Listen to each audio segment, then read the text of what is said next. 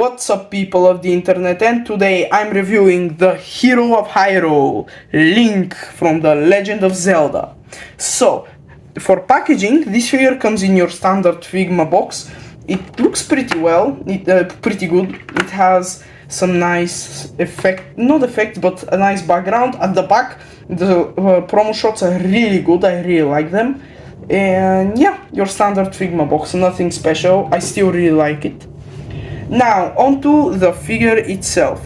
So, this figure was originally meant to come in February. I think I even teased it in a previous video where I said that I would review a familiar figure. I was meant to review this in February to pay tribute to my first review, the Jakks Pacific Link. But anyway, it's here now.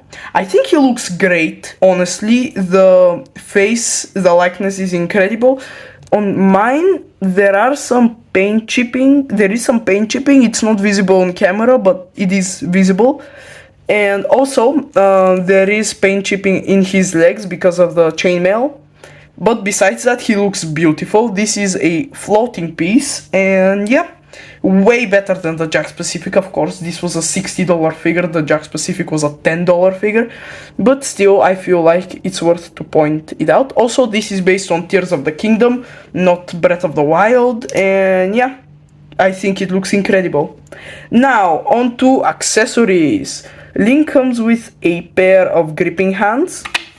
He also has a pair of open hands and a singular fist, which is weird, but okay, I guess. He also comes with the Master Sword and its sheath, which has a connector, so you can plug it on Link's back. And the sword also has this connector, so you can get the Hylian shield, attempt to remove this, and actually succeed for once. And plug it in. Yes, and plug it in. So he can have both of these things on his back. He also has two peg holes, one for a stand and one for the sword. Besides that, of course, the Hylian shield, it has this hilt. For anyone that's confused, it does split. I was really scared when it first did that on me. And for some reason, there's a translucent peg there, even though translucent plastic is one of the most breakable plastics. Same for the head. It's really easily removable because it's on a peg, but the peg is also translucent plastic, which is really annoying. Also, the torso splits as well. Okay, I'm not going to force it because I'm scared I'll break it, but it does split. For the deluxe version, it comes with a portal. But this guy also comes with this nice soft goods cape, which isn't as bad as I originally thought. You just take this peg off. This piece is for it to peg into the figure and also for you to peg the sword. Also, by the way, if you're confused, the sword splits at the hilt. I didn't know that when I tried to put the sword in. So, how do you attach the cape? You take Link's head off, you put the cape in, and then you add this piece.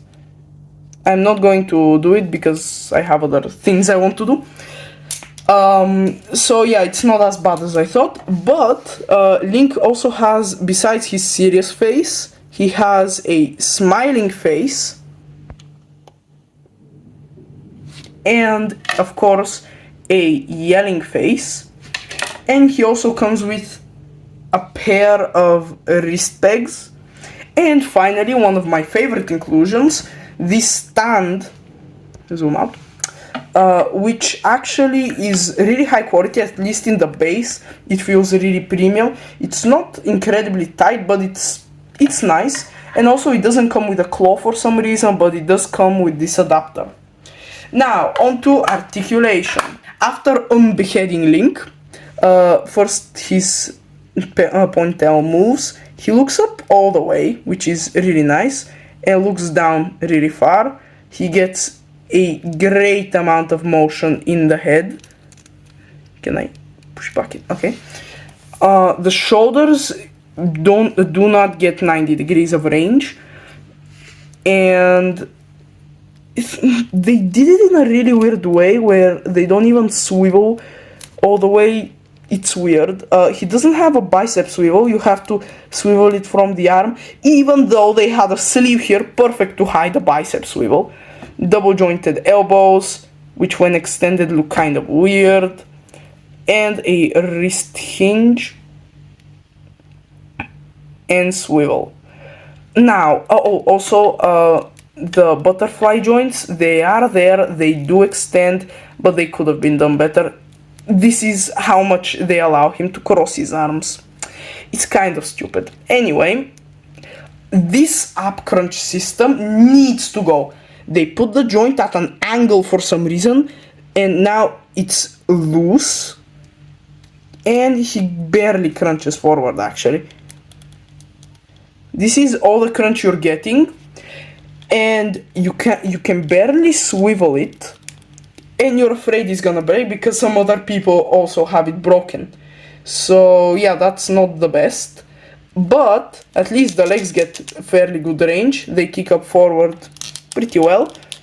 They are on drop down, and they do the splits perfectly.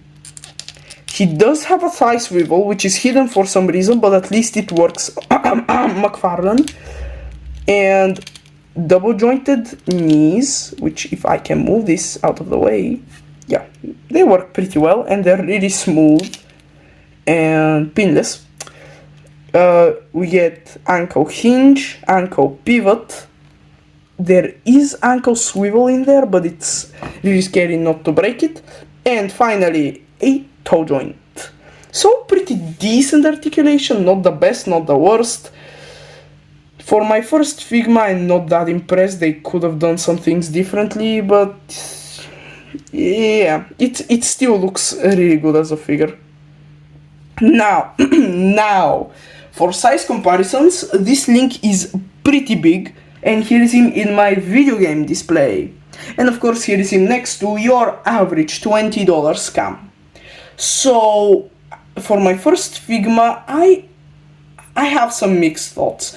I am going to get more when the Freeren one comes out and the Zacharias from Hades comes out. I am getting them. They look really good and I can't wait.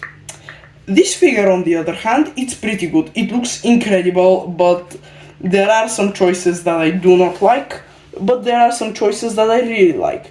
I recommend this for any fan of The Legend of Zelda, and it has inspired me to play the game, which I am going to do after this review. See ya, people!